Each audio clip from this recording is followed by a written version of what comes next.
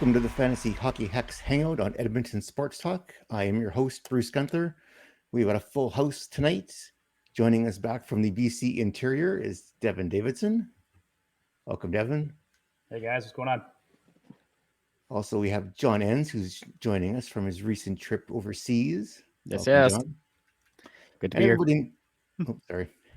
And everybody knows Tyler, who's been my co-host for the past 3 episodes. Welcome, Tyler. How's it going, guys? I wasn't anywhere cool. I've been here the whole time. You and I have been here, right? Yeah. Actually, I've been pretty excited to tell you guys about my trip, so I'm going to tell you about it quickly because it was pretty cool.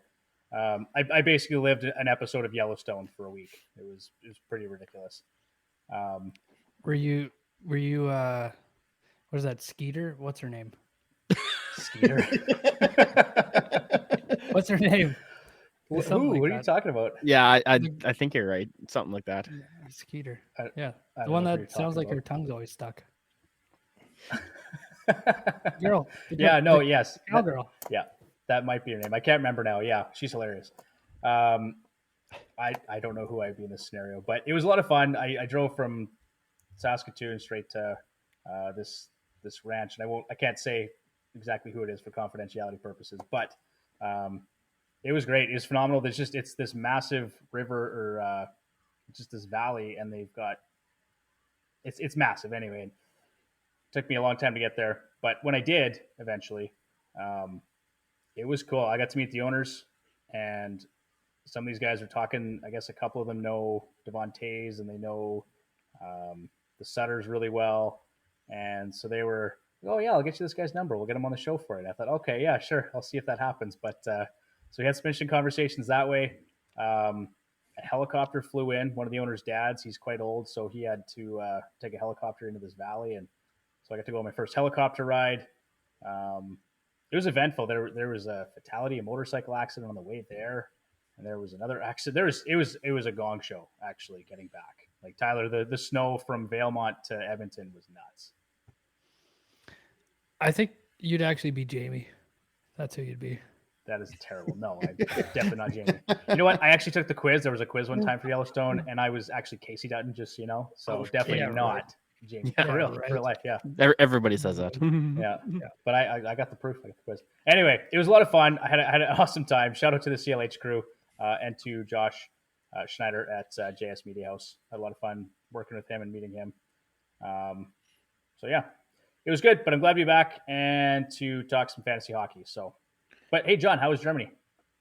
It was really good. it was really busy. It was information overload. It was a lot of fun. Cool. And you're going back for Agritechnica, right? Change of plans. Oh no. Yeah, it's fine. Oh, sorry. It's all right. I thought it was gonna be a happy podcast. I guess not. Moving on. But hey, yeah, okay. John, take it away, buddy. I'm gonna shut up now. You want me to take it away? Oh man. Sorry, I meant Bruce. Bruce, go for it. All right, so we are live tonight on EdmontonSportsTalk.com and on our YouTube channel, youtube.com/heavyhockey. Don't forget to like and subscribe while you're there. Got 3 segments for you tonight. We've got the Hacks highlights, 2 questions and ask the Hacks, and hot or not. So we will start off with the Hacks highlights.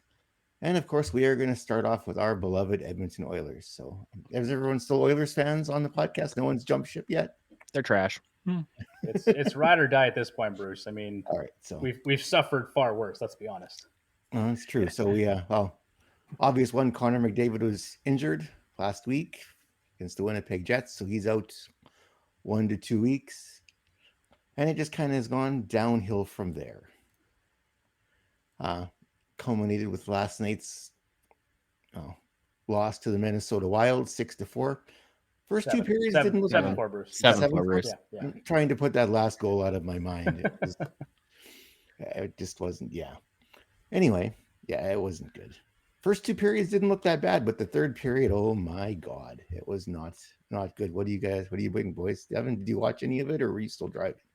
No, I was able to watch parts of the game. I was trying to work at the same time, but I was around. I was home, and I guess at that point I wish I hadn't watched the game because when you head into the third period and you're up 3-2 and to give up, was it 5 goals right in the third period? Yeah. Pretty awful all around. I mean, just some terrible mistakes and just defensive mistakes. They keep showing that one clip. I can't remember who it was. I think it was Joel Eriksson-Ek that just walked in right in front of Campbell all by himself and just roofed that one. And RNH was kind of standing there watching it. And I think Nurse was standing there watching it. And just whatever they're doing with this new defensive structure is to quote John Trash, it's not working. And I know it takes time. It's only, 6 or 7 games into the season here, but it's not working. And I don't want to blame Campbell because he actually made some phenomenal saves last night. Oh yeah, there was a few of them there. I was queuing up part of the article to talk about his saves, and then the third period happened, and I just kind of deleted all those comments out there. Except he made a few amazing saves. Like if it wouldn't have been for Campbell, it would have been 12 or 13-4. Like it would have just been ugly. Yeah, it's just bad at this point. It's just so disappointing because this was supposed to finally be the year that they did something. They were a legitimate Stanley Cup contender, and everyone. I was really nervous, and all the sports books and stuff were putting the Oilers as Cup favorites. You look at the team on paper. To me, the bottom 6 still isn't good enough.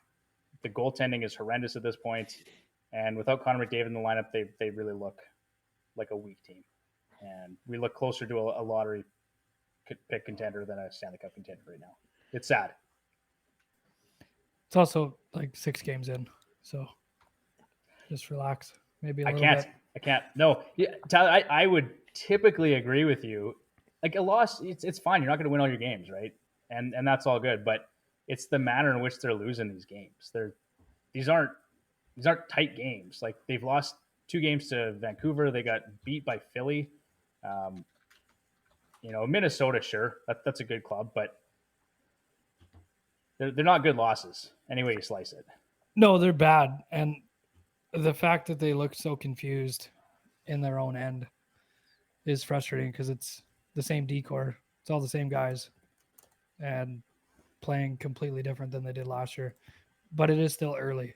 So I think we'll probably look back at this. I would rather them have a start to the season this way than an end to the season this way. So with that being said, though, if this drags on much longer, they are going to be in trouble. So hopefully they can pull it together pretty quick. Well, and statistically, I can't remember the exact number, but basically if you're not in by American Thanksgiving, your odds of making the playoffs are pretty slim. Yeah, and I mean, aside from Vegas, nobody's really running away with it in the Pacific anyway, so that probably helps too. Colorado. Well, it's in the West, yeah. Yeah, in the West, but not in the Pacific. So, gotcha. Yeah, I still think they'll be all right. Doesn't look good right now, though.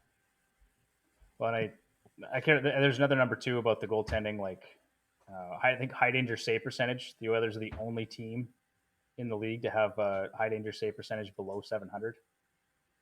They're like 605 or something. It's 604, 605.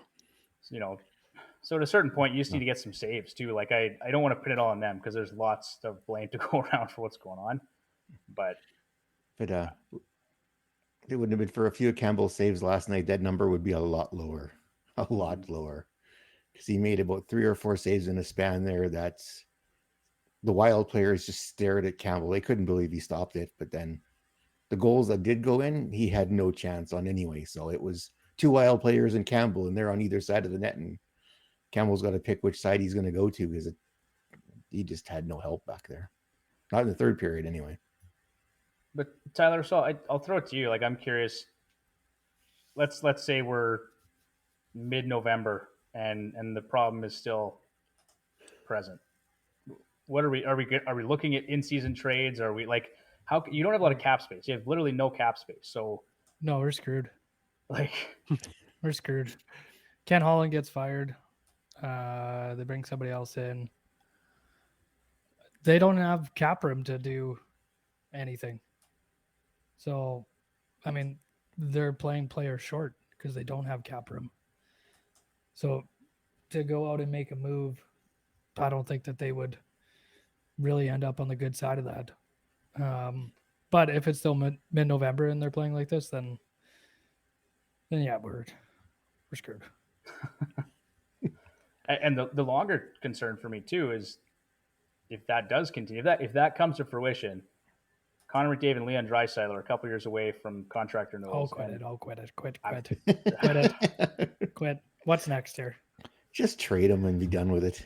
Just trade them. To answer the question, Bruce, I think it's time to panic a little bit. I know it's super early, and I know the underlying numbers, as you were talking about with Lotzi's article, probably suggest that things will improve, and I would agree with that. There's going to be a positive regression, but this is ugly to start the season. Yeah, it hasn't been good. So maybe enough dwelling. We'll move on to the next thing. For all of us that said at the preview of the season that the Boston Bruins were going to regress this year. So they're 6-0 to start the season. So they've made us look foolish again. So I guess something is that they kind of had a favorable schedule to start the season, so that maybe helped them a little bit. But do you guys think that they're going to regress, or are we going to see another good season out of the Bruins? John, what do you think? I think we're going to see another good season out of them. They're a team that, for the last while, they've been good.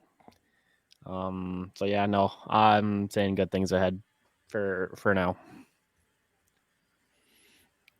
Tyler? I disagree. I think they are going to regress. I don't think that they're going to be as bad as Edmonton, but I don't think they're going to be as good as they are right now either.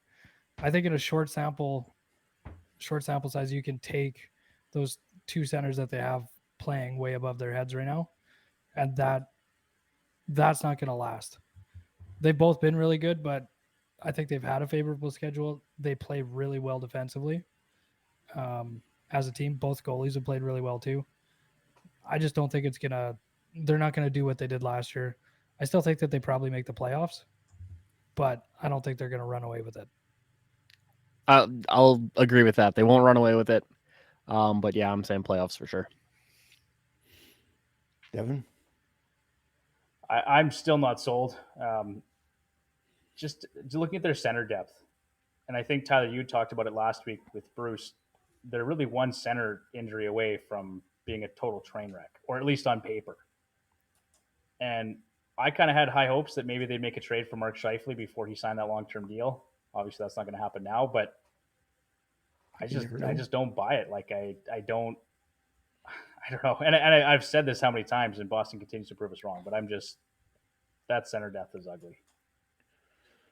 Yeah, and Woodcroft did say today that they are modeling their defensive system after what Boston's doing. So if it works well for them like that, once the Oilers figure it out, it should work well for them. So hopefully. Well, go back to the Oilers for a second. Is anyone here concerned about Woody? Like, is that guy, how secure is his job right now, Tyler? It's fine. They change the coach too often. They're going to figure it out. I don't think it was really totally his idea to change up the defensive play either. So, and I mean, if the team doesn't figure it out, it's not really totally on him either. I think that they're gonna pick it up and string some wins together, and people are gonna stop talking about it pretty soon there. Hopefully. Yeah, well, we can pick on the Calgary Flames, who are also having a terrible start to the season. So I guess we could, did I put them in the list here? No, I didn't. Okay. Next one I had on the list here was the Vegas Golden Knights. They are now 7-0. They are the first team in NHL history to go 7-0 to start the season after winning the Stanley Cup the previous season. Tyler and I briefly touched on this on Sunday on the podcast. Devon and John, what do you guys think about their start to the season? And they're playing without Peter Angelo at the moment as well. It's a lot better than I thought it was going to be. That's for sure. I didn't see that coming. They're a good team. They've usually been a good team. But yeah, the 7-0 start, I didn't see it coming. I hate it. I hate it so much. It's just I knew you would. It's the worst. I despise the Vegas Golden Knights for a number of reasons. I think everything they do is over the top and a bit ridiculous.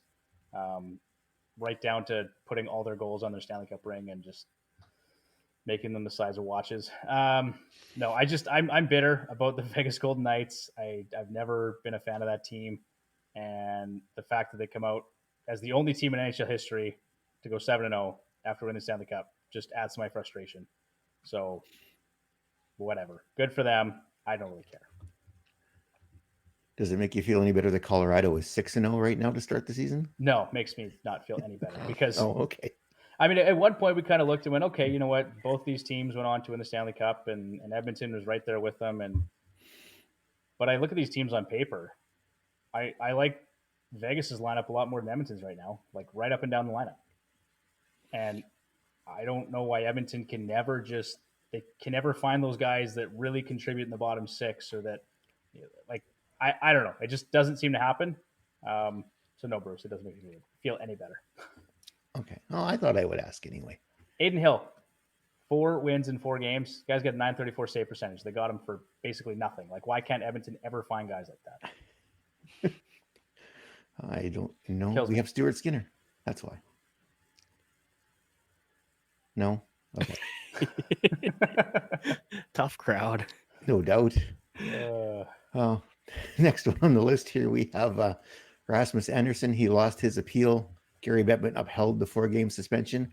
Did the NHL finally get this one right, boys? Yeah, absolutely. Absolutely. It was stupid. It was dumb. He's a spot picker. 4 games is the perfect number. It's actually pretty heavy compared to previous suspensions for similar stuff in the last couple of seasons. So it's good. He's not playing on Sunday. No. He sounded upset about that too. Oh, that's good. He should be. I did a little fist pump today when I saw that his suspension was upheld. Like, I hate Rasmus Andersson. So as much as I hate the Vegas Golden Knights, I hate that player individually. So you're not accepting my trade offer then for... Absolutely not. No, okay. I agree with Tyler. He's a spot picker. He's a bit of a clown. I don't have a lot of time for Rasmus Andersson. Oh, speaking of clowns, did anyone watch the interview with Nikita Zadorov when they asked him about the play for the first part of the season here for Calgary? No, he didn't. So the interview kind of goes, they ask him about how things aren't going well, right? And it's like, well, he says the excuse last year was Daryl Sutter. And now they said it's too hard, too soft. He says, why don't guys just come in and play hard every night and just do that? Kind of like and everyone took it as basically taking a shot at his team, right? Like, you complain about Sutter, you complain about the other coach is too soft, and it's like, just come in and play hard every night, and you don't have to worry about stuff like that. And was quite the short interview, but no, I feel want to take a run. Do you? That's quite the lineup that they got with the spot pickers. Probably two of the biggest in the league, with Kadri and Rasmus Andersson on the same team, and then Zadorov. I mean, good for him. He just says whatever's on his mind and doesn't really care. Might be a bit of a language barrier thing there, a little bit, just with the way that he frames stuff. Yeah. Still makes me happy, considering everything that's happening here. Well, too, and if you look at the player stats, I didn't look for the updated ones, but someone had made the comment that between, what was it, Huberdeau and where is Kadri's got one assist. I know, because I dropped Yeah, so Kadri's got 1 assist, and Huberdeau's got 2 goals and 2 assists. So that's 5 points in 7 games, and what was it, 17 million a season between the two of them. So that's if we think it's not everything's so bad. Exactly, it doesn't sound that bad anymore, right? Like, their pain does make me feel a little better, for sure. See? There it is. It is. There we go. Right. Mm-hmm. Speaking of pain, well, maybe not for us, but Leaf fans, do we have a goalie controversy brewing? Since Samsonov gave up 3 goals and 4 shots the other night, they put in Wall and backstops them to, I think they won. Did they not, that Tampa game? They won, and then basically had their way with Washington the next night with Wall and net as well. So you think they'll give him some driveway and let him see what he can do, or are they going to go back to Samsonov next game?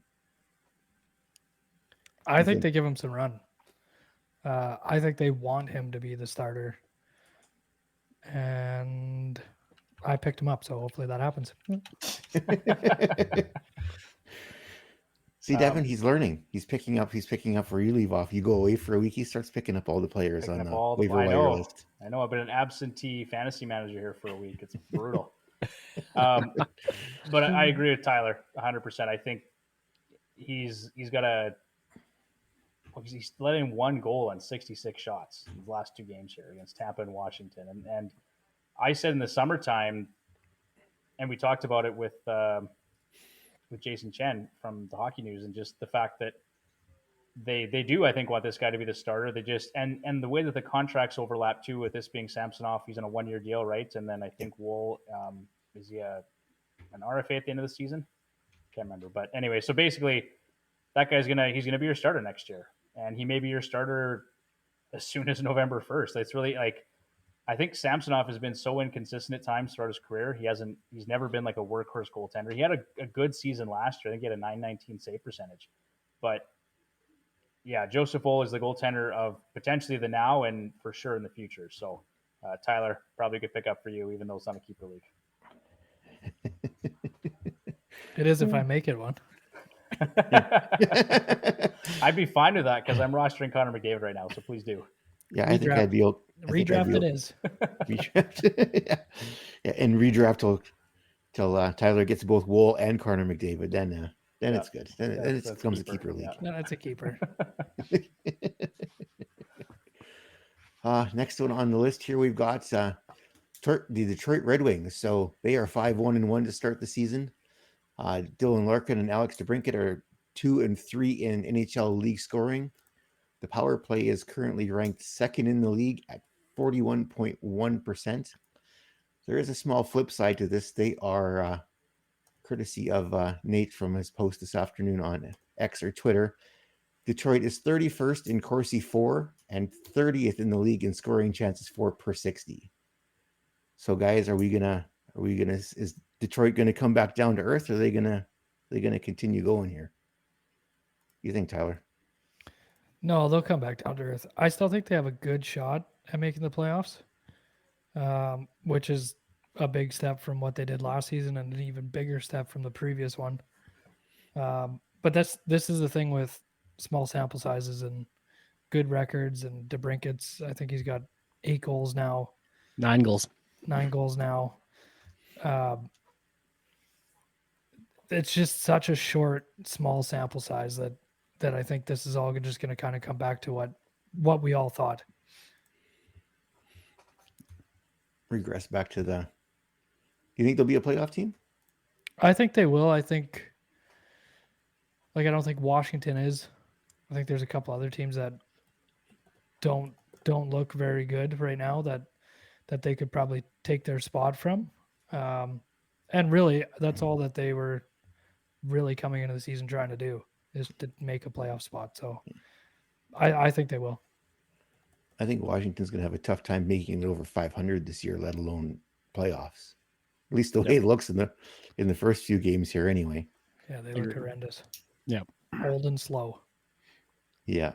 Old and slow. Yeah, and Ovi does not look like himself. Yikes. Gretzky's record looks a long ways away right now. Yikes.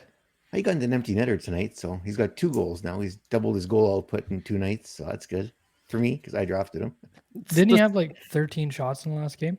Yes. Yeah. Yeah. And Wool stopped all of them except for 1. Well, he's definitely not getting 50. I think it'd be a stretch for him to get 30 this year, based on the start of the season. Well, as long as his team's up by 1, he'll be on the ice with the empty net. So yeah, he'll get grinds my gears. Anytime the opposing net's empty, he's out there. So I just want to give our crew a bit of a pat on the back because Alex DeBrincat is one of the guys that we had talked about, Bruce, in the offseason as a big bounce back candidate. Yes. And we had projected him for 40 goals and 80 assists, and right now he's on pace for 100 goals right now, which obviously small sample size, Tyler, not going to happen. But no, I think this was the writing was on the wall. He wasn't happy in Ottawa. He wasn't getting the deployment he should have been getting. And then all of his career his numbers were well below career average, right? So we kind of saw this, and this is just, as Mike would say, right, just regression back to the mean. That's all it's happening. It's just correcting itself. Everything's normalizing. And it's going to level out again at some point, but I still think this guy is a lock for 30 goals this year. And 40, I think, should be attainable too. And just going back to Detroit making the playoffs, I'm not so convinced. I think there's a lot of teams that could push for the playoff spot, but there are a couple that are going to fall out this year. It's going to be interesting to see. I think Ottawa's another one too. That's going to push for a playoff spot. I think they make the playoffs before Detroit does. Washington, I agree, is definitely missing. Ottawa hasn't looked all that great either here in the past couple of games. But I think they have the defense to do it, Bruce. Like Chychrun, Chabot, Sanderson. They got a case of the Oilers. They look good on paper, but not so much on the ice. Well, did you guys tell you that Brady Tkachuk fight with Alex Tuck was pretty brutal too? Yeah, that last punch when he's laying on the ice is probably not. It's not a good look. It's not a good look. It's one too many. He's going to get a suspension for that one for sure. He got the instigator rescinded. Huh? They do that. Yeah. Who knew? Unless your name's Darnell Nurse, Crazy. then they don't rescind it. Crazy. And it's the playoffs. We're going to gripe about the NHL in a few more minutes or two, but yeah, that's one more thing that they just more egg on their face. I just want to say how weird it is looking at the goal leaders and seeing Alex DeBrincat and Sam Reinhart has 1 and 2. I didn't have that in my bingo card. No, that wasn't on mine either, but not Sam Reinhart anyway. No, absolutely not. We got here. Well, do you want to talk about the changes they're going to make to the draft? So let's do that one next. No, let's go after the break, Bruce. Let's cover these last 2 points first. All right. So the next one up, Leo Carlsson of the Anaheim Ducks. So they've made the management decision that they're going to be resting Carlsson for he's going to play a game, he's going to rest a few games, he's going to play a game, he's going to rest a few games. The running joke is that they're going to rest him so that by the end of the season, he's only played 9 games, so they won't burn an extra year of his contract. Like, they were in Columbus so he could play against Fantilli, right? No, he's going to sit and watch the game from the press box. Is this the new NHL's NBA load management strategy, or it doesn't make sense to me? But no, I think this is their GM's strange idea of player development. I hate this, honestly, from a fantasy perspective, from a hockey perspective. I don't understand it. They don't have a ton of center depth. They benched Zegras the other day in the third period. Yeah. Like, you don't have the talent to just sit these guys and have them play every third game. I think it's silly. They did say they were going to have him play more in the second half of the season, particularly in the last couple months. But I don't understand this as a development plan personally. But you know what? That's not what I do. So. Yeah, I wonder if there's something more behind it. Like, he can't play in the minors, doesn't want to go back. Like, if he's not playing in the NHL, does he go back to Sweden? Something along those lines. I know that they did something similar to that with Stamkos in Tampa when he came in. He would play and then sit for a couple. Pat Verbeek came in to Tampa the year after they did that with Stamkos. And I don't know if he's taking something from that experience and doing it here, but it just feels like there's something more there. It just feels like there's something else, because it's weird. I think definitely as a player, you want to play every single game, even if you're in over your head, you still want to play. But yeah, it's weird. It's definitely weird. Okay. Well, take a quick break here, and we come back. We'll continue with around the league.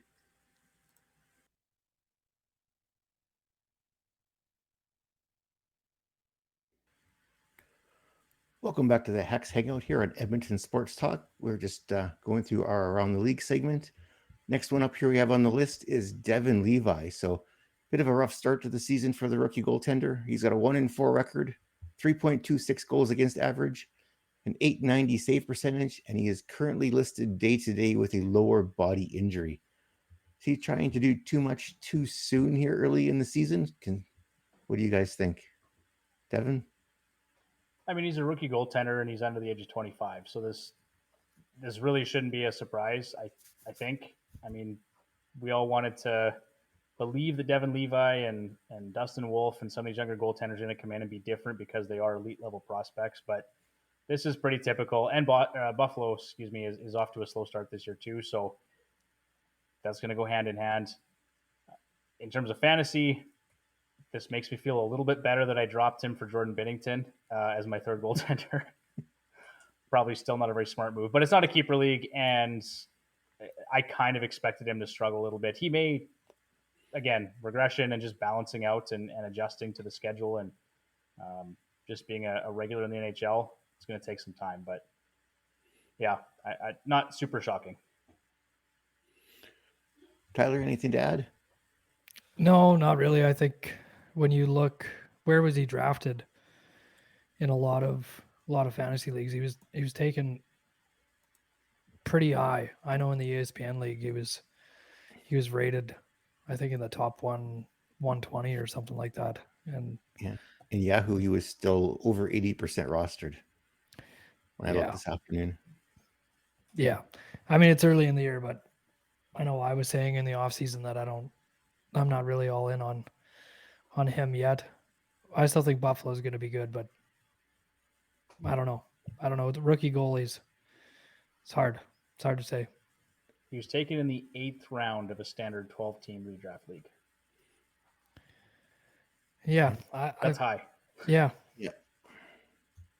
That is high. But you know what? A lot of prognosticators and fantasy podcasts talking about Devon Levi, and us too. I mean, we hyped him up a little bit, but there was a lot of Devon Levi hype in the preseason. Yeah, because he played so well, and there was that clip of him like stopping everything at point blank range, and it's a little different once you get out there.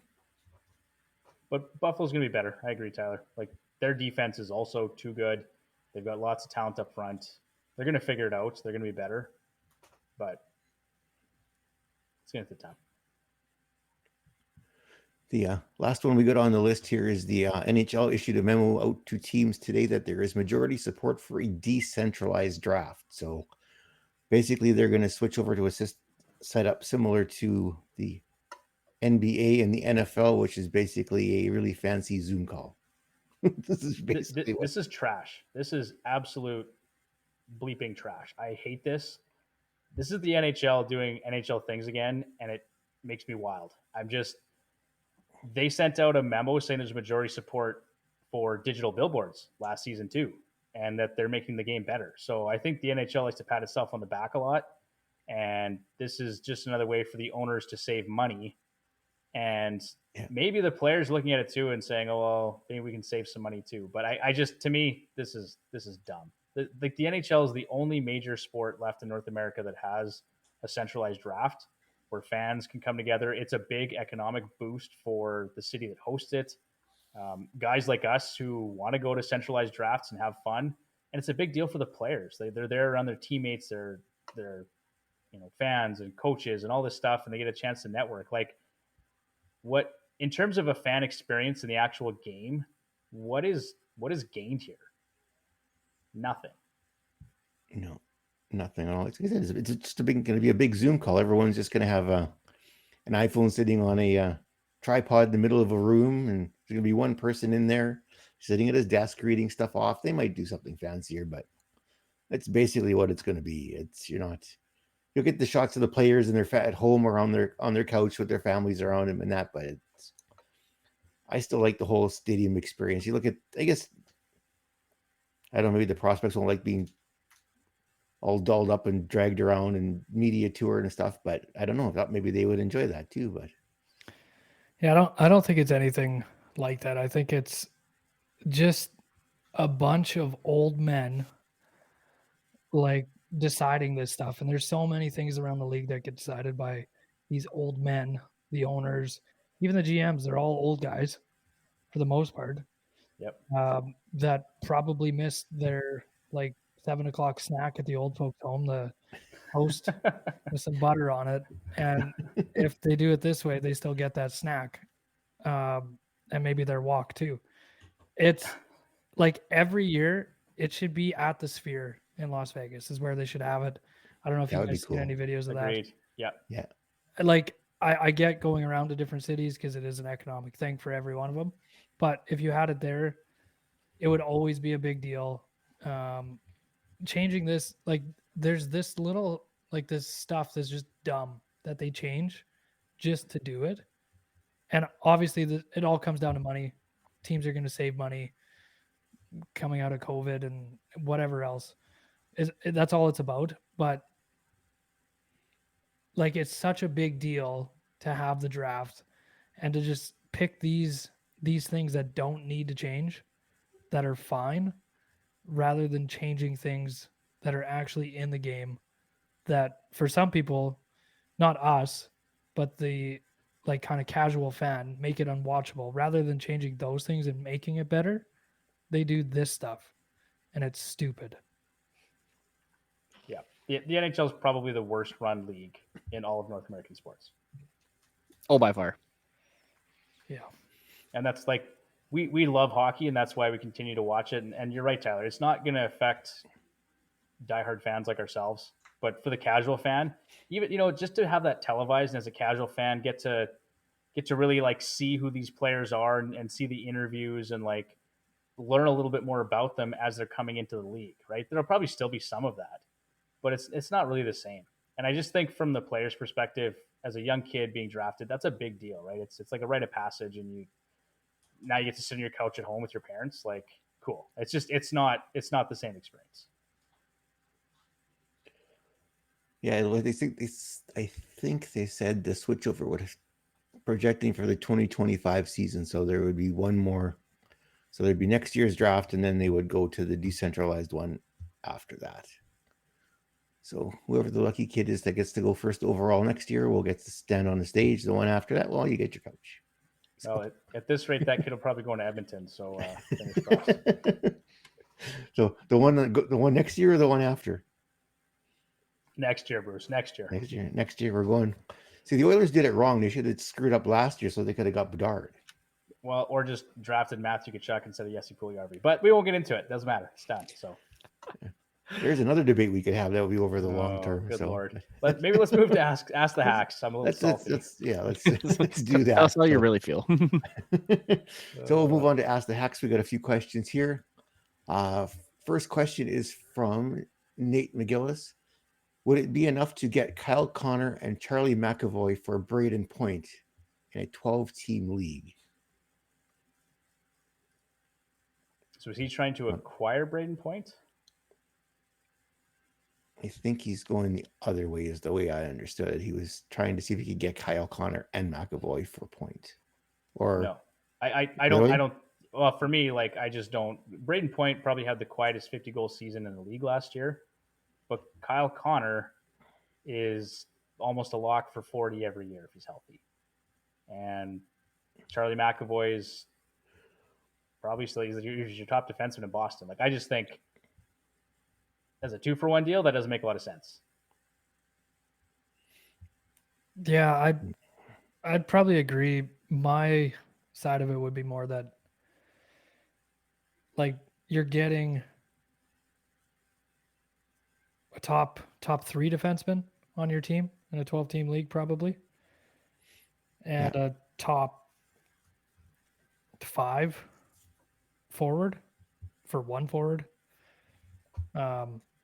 I think if you have Kyle Connor and McAvoy, I would just keep him, or the other way around. I just wouldn't do that trade.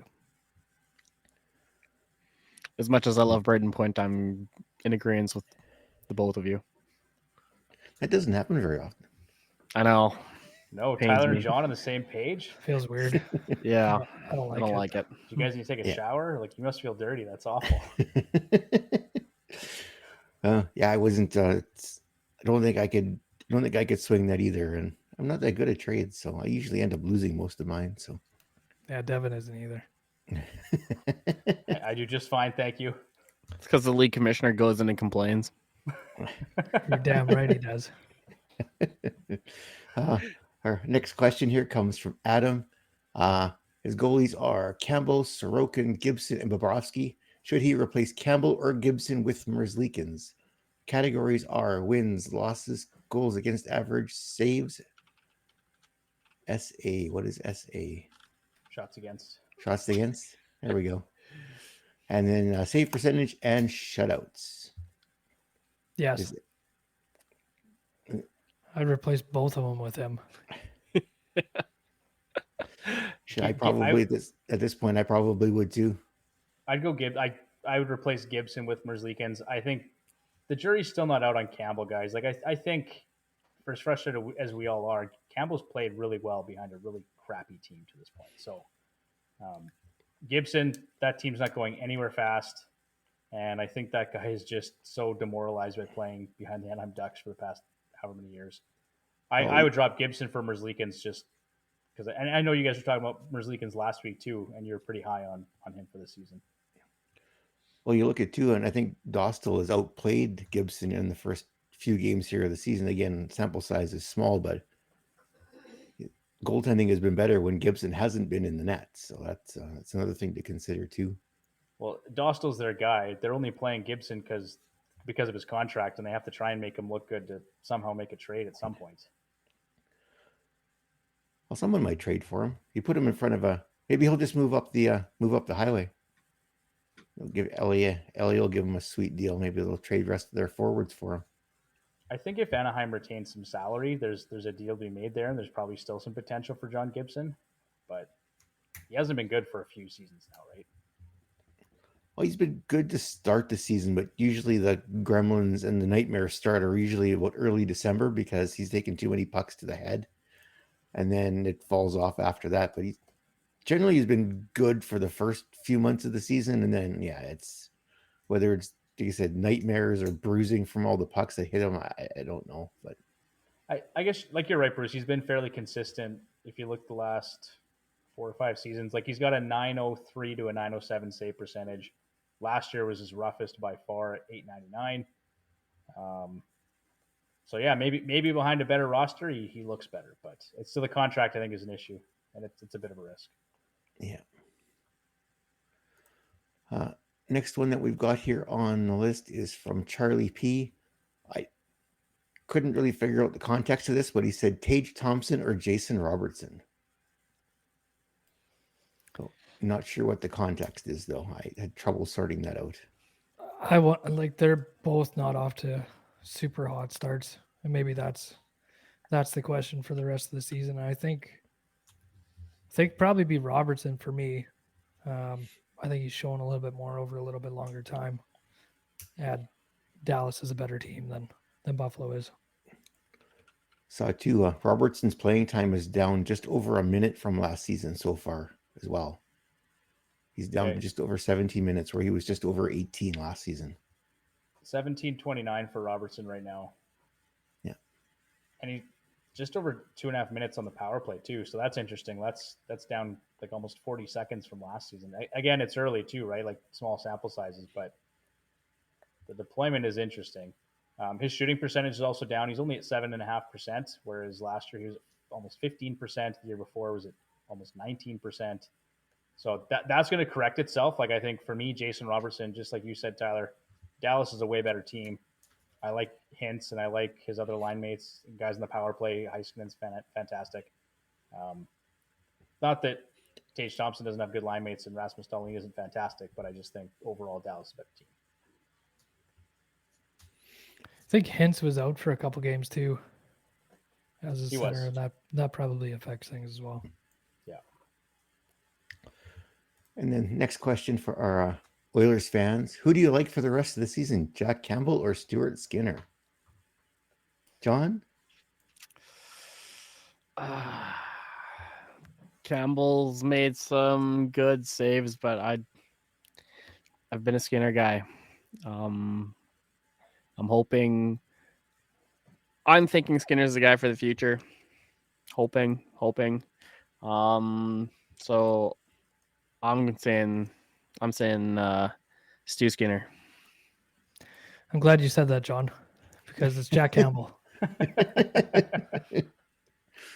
I think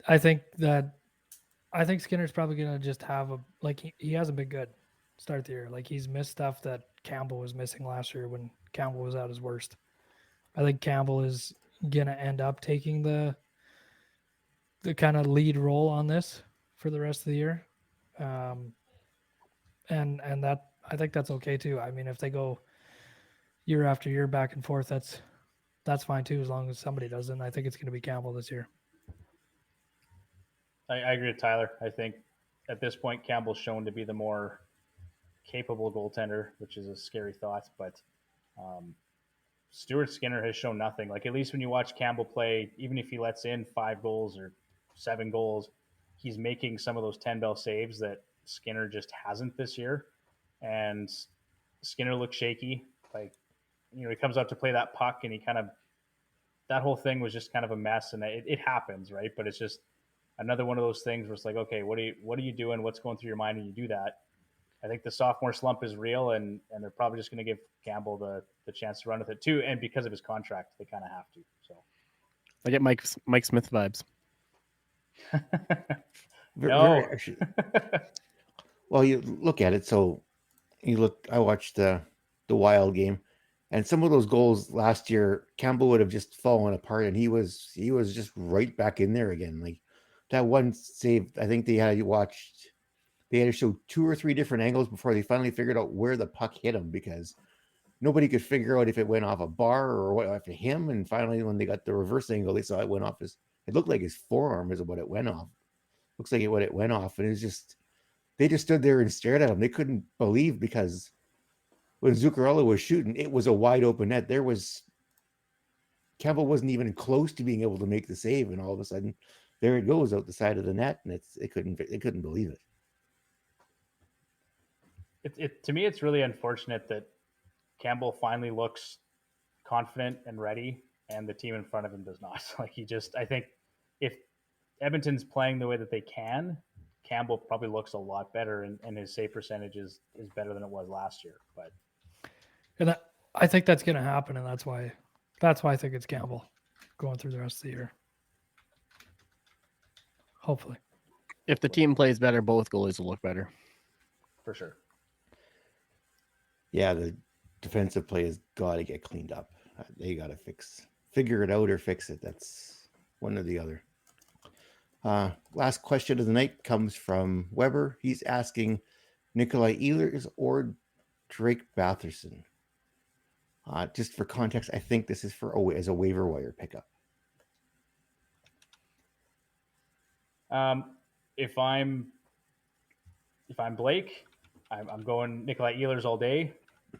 I think if it's a bangers league, there's probably more of a case to be made for Batherson, I think. And you guys talked about Josh Norris and Batherson and the way they've been playing at even strength and on the power play.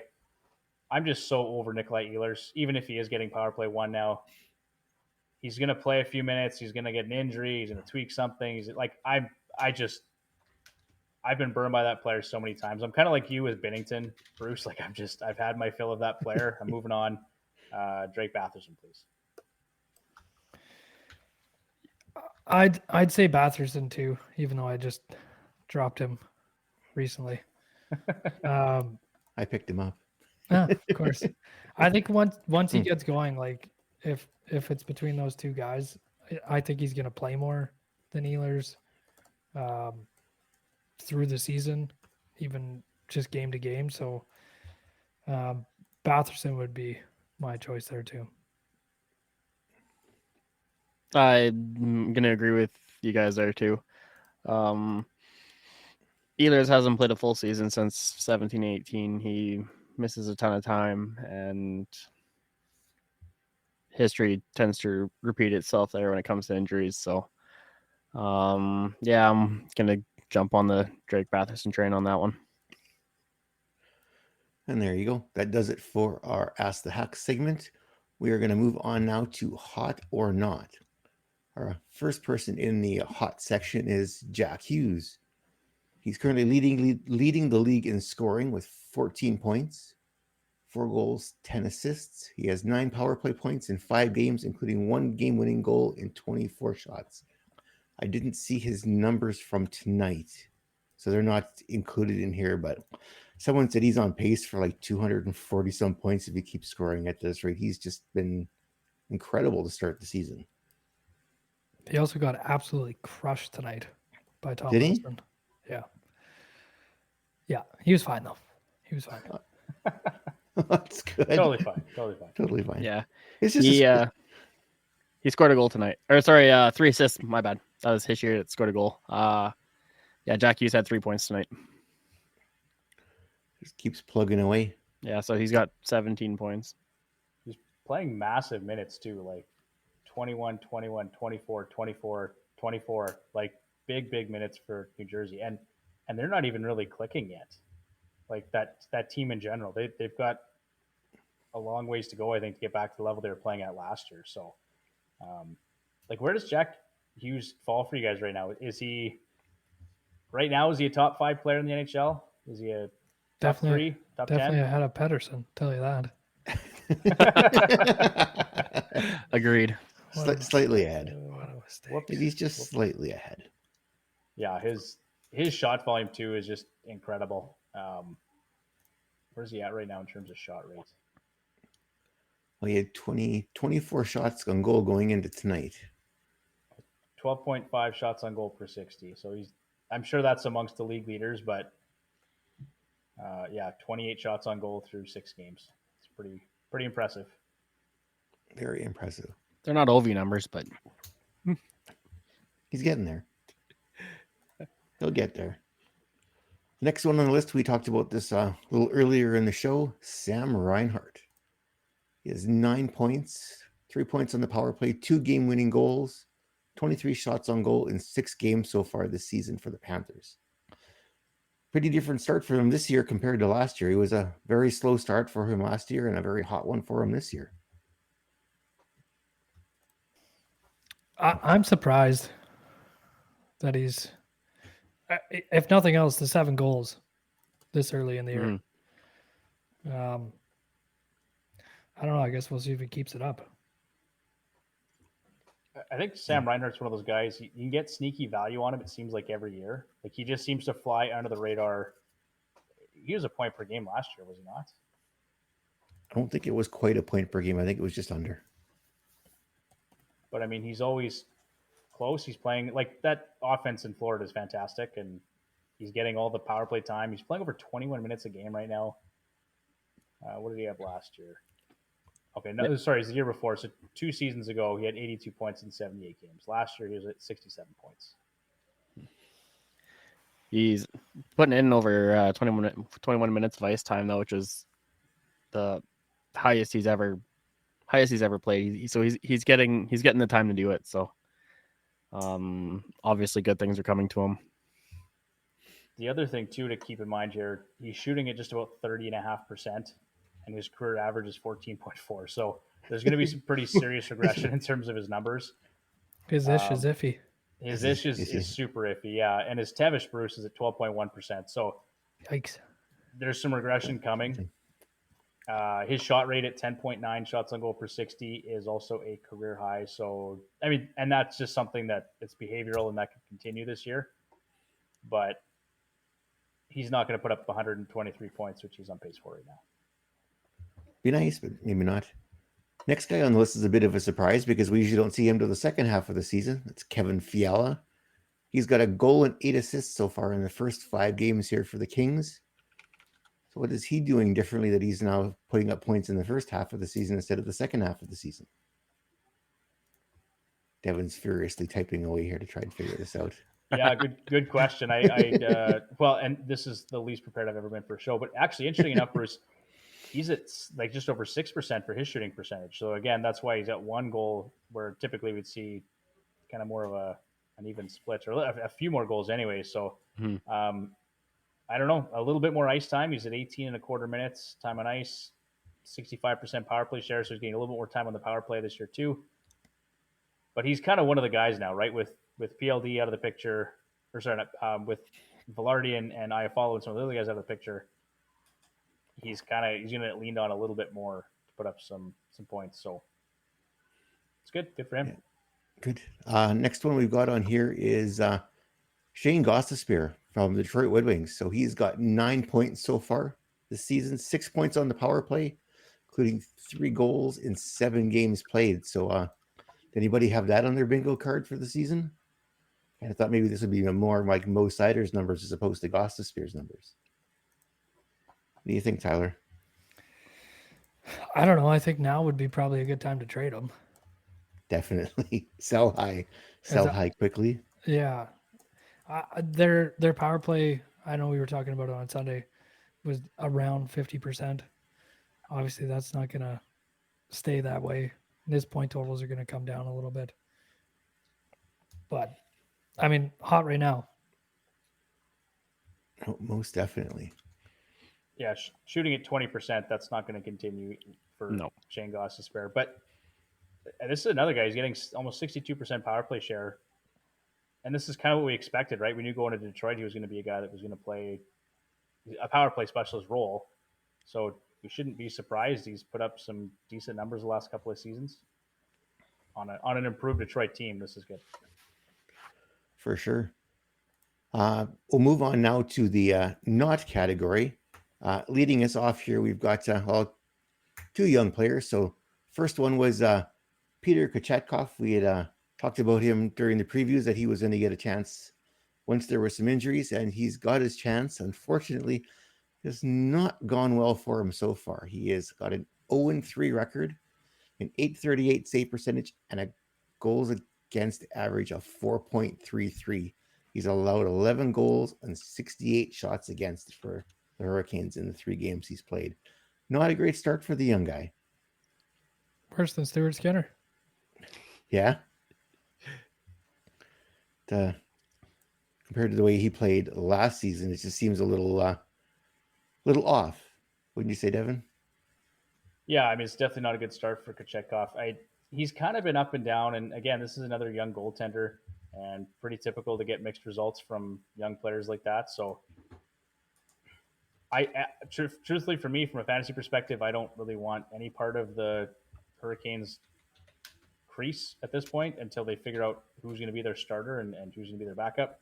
Because it's just kind of a mess right now. Even when, for sure Andersson and Ronta are going down at some point. They're going to miss games. Kochetkov's going to play. But then you're asking him to kind of step back into that system again and provide results. And it's kind of tough for him to just be up and down all the time. So, yeah, that will be my feedback on that one. And then, before we go to break here, Bruce, I just wanted to mention Jack Hughes is sitting 3rd right now in individual Corsi 4 shot attempts at 61, just behind Philip Forsberg and Nathan McKinnon. McKinnon's going to be up there. For sure. Okay, we'll take a quick break. Welcome back to Hacks Hangout here on Edmonton Sports Talk. We got a hot or not section. We're going through some of our knots at the moment. Next one on the list is Mr. Trevor Zegras.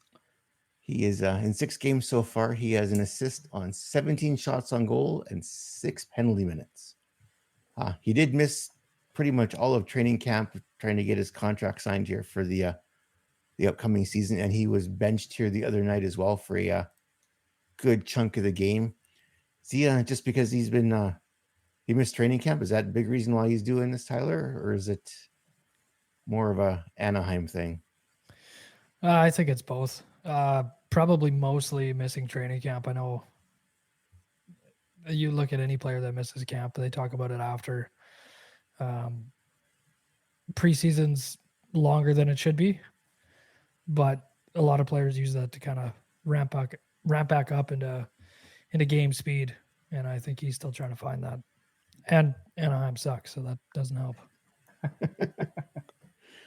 Oh, I got a couple of his teammates are on the list here too. Of Jamie Drysdale, he had 2 points in 2 games, but he's finding himself on IR again here for I don't remember what the injury is. And then Troy Terry also too. He's only got 3 points and 1 goal in 6 games too. So Anaheim wasn't good to start the season, but the only bright spot on that team has basically been Vetrano. Everyone else has kind of not been doing too well.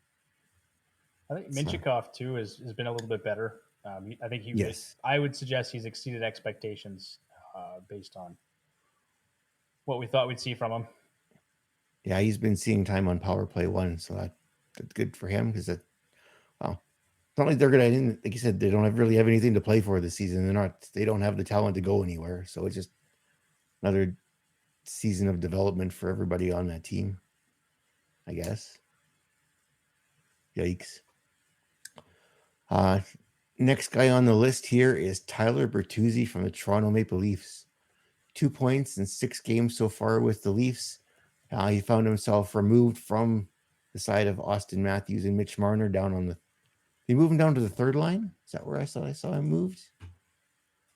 Or was it down to the second line? I drafted him and maybe shouldn't have. I think he's just trying to find his spot on the team. Hasn't been a really good fit start the season, and it might not be a really good fit, but it just hasn't worked, and it just doesn't look right. I still think he has like an okay season, but at this point, I don't think he's going to be 50-point guy. They've got him playing with Tavares and Nylander right now on the second line is where he's lined up. That's a pretty nice consolation for Bertuzzi, but I think this is case in point why you don't draft players based on their line mates, because that's something that changes in season all the time based on deployment or injury or whatever the case may be. But I really thought Tyler Bertuzzi was going to have a better season this, Bruce. And we talked about it lots in the summer. He was one of our breakout candidates for this year. Yeah, it should have lined up nicely, right? The way Detroit and then a little bit in Boston, you kind of thought he'd hit the ground running here with playing next to Matthews and Marner, and hasn't worked out that way so far for him. It's definitely been a slow start. And the same for Domi too. He hasn't looked all that great as a Leaf either to start the season. I mean, well, his dad was better. He's got 4 assists in 6 games. He's been, I would say, relatively quiet, but I think people really perceive him as this like really greasy, hard-hitting player, and he's averaged 25 hits a season over the past 3 years.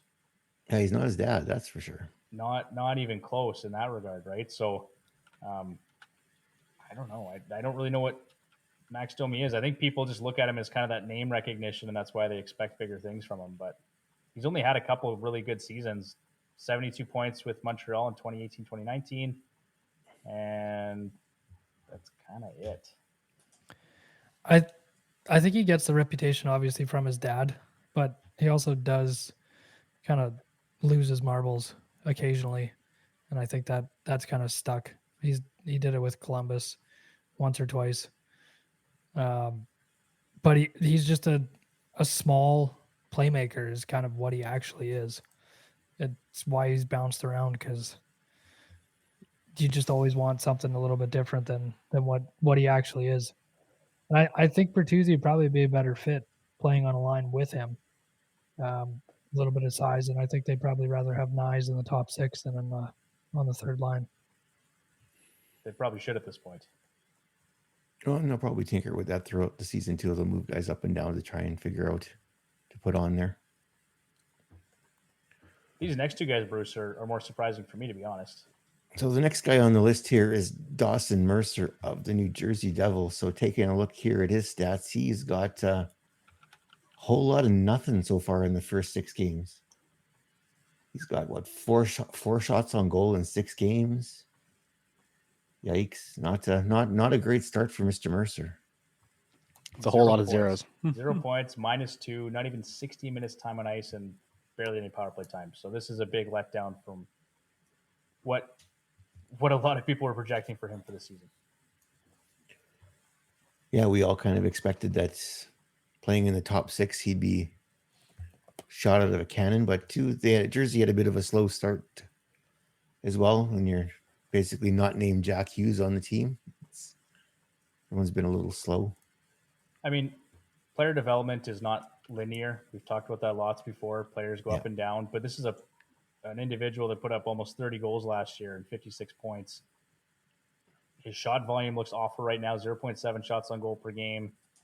Hasn't scored. Like, it's just, there's lots here that's going to correct itself at some point, but it's not very encouraging, that's for sure. And then The next guy on the list here is Barrett Hayden of the Arizona Coyotes. So he has also got donuts across the board here to start off for 6 games.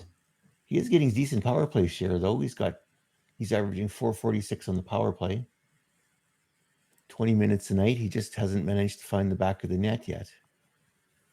I guess when you where is his shot on goal total here? All right, his shots on goal, he has got 19. So it's not like he's not shooting the puck. It just hasn't gone in for him. No, he's actually shooting it at career best right now, Bruce. 3.2 shots on goal per game and a 9.5 shots on goal per 60. I'm not concerned about Barrett Hayden. This is actually a guy that I'd be looking at to buy low on or to grab off the wire because he's getting all the deployment that you'd want. And we've talked about his 200-game breakout threshold. I thought we'd see that from Dawson Mercer this year. Probably not. But Barrett Hayden looks good, and he hasn't lost that prime deployment to Logan Cooley yet, which is big. And again, it's only 6 games, but yeah, I don't know if he'll lose that because he's playing with Schmaltz and Keller, so he's got great line mates. So the zeros aren't going to stay there forever. Mm-hmm. At some point, it's going to bounce off of him or something to get some points. Yeah, and with the amount of ice time he's getting, like you said, Bruce, it's going to happen. The last guy we have on our list for tonight is defenseman Torey Krug from the St. Louis Blues. So he also has a string of goose eggs across his stat sheet so far this season. 7 shots on goal. He's playing 2 seconds under 23 minutes a night, and he's getting 326 on the power play. But again, it is St. Louis. So, but I don't know. He's never really been a great fit since they signed him in St. Louis. He hasn't shone like he did in Boston there all the years. I don't know. It seems like he's missed. It doesn't seem like he fits in there, but he has that nice no trade clause. And he doesn't want to go anywhere. So here we are. Maybe he should have went to Philadelphia. Maybe. It's not a good start. That's a bad start. No, and still he was a 14th round pick for 12 team redraft league. So he not a lot of draft capital to spend on that player, but it doesn't look good to start. I think the deployment is fantastic. He's just not producing. But then, like I said, since he's been in St. Louis, he really hasn't produced at the same rate he did in Boston on the power play there. Mm-hmm. Yep. One other defenseman we didn't talk about, Bruce, and it's actually in our hot section, but that was Ivan Provorov. We skipped over him. Oh, yes. Yeah. So he's off to a good start here for Columbus. 5 points, 3 power play points, just under 24 minutes time on ice, and 40% power play share. So still widely available. If you're looking for some help on D, I think Ivan Provorov is somebody that makes a bit of sense. Just looking him up here. Yeah, considering is he playing power play too then? Is that where they've got him playing? Yeah, I think he was just getting secondary power play time. Is Werenski back or was he just skating? I can't remember. No, Werenski's back. He's back. For now. Yeah.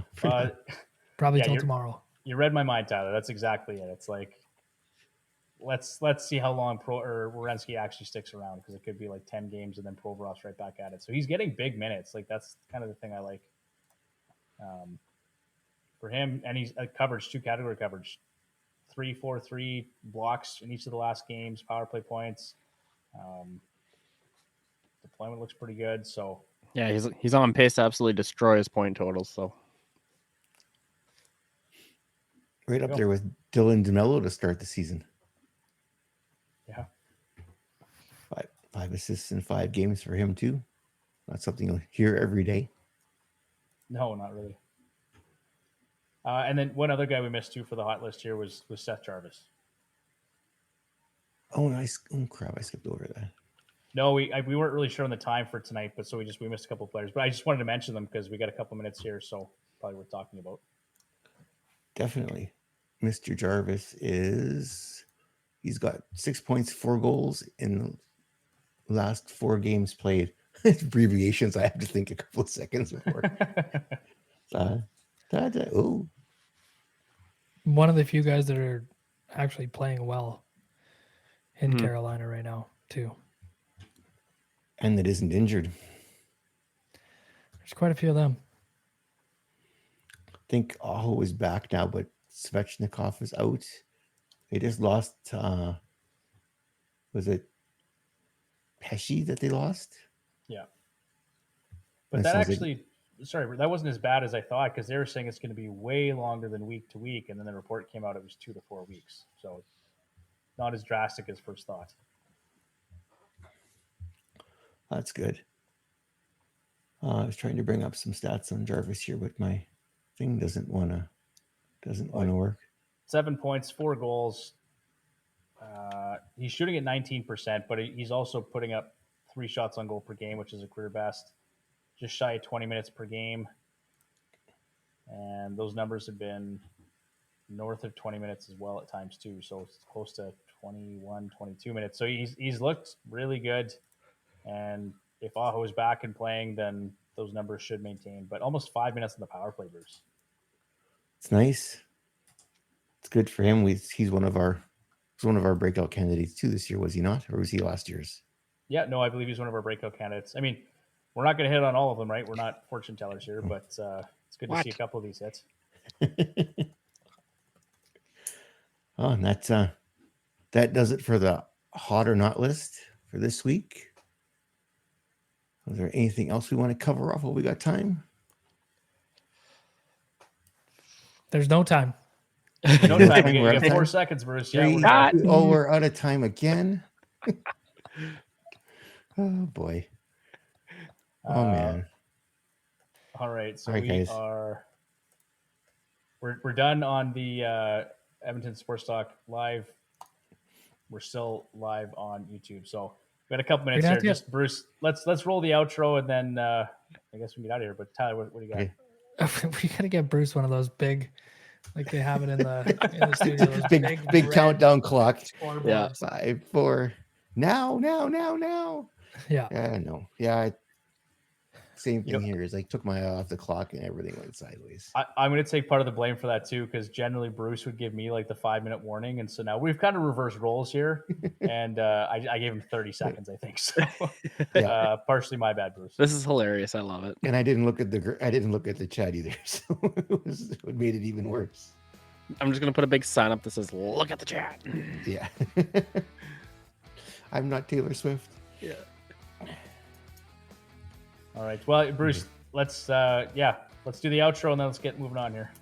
All right. I thought you were going to hit the buttons. I'm sorry. No, I just meant let the people know where they can find us on social media. We'll get rolling. All right. So I'm going to laugh through this now. So you can find us on Twitter and X at FH Hacks. Instagram is Fantasy Hockey Hacks, and the website is fantasyhockeyhacks.com. Everybody have a good evening. See you guys. Bye, Felicia. Take care.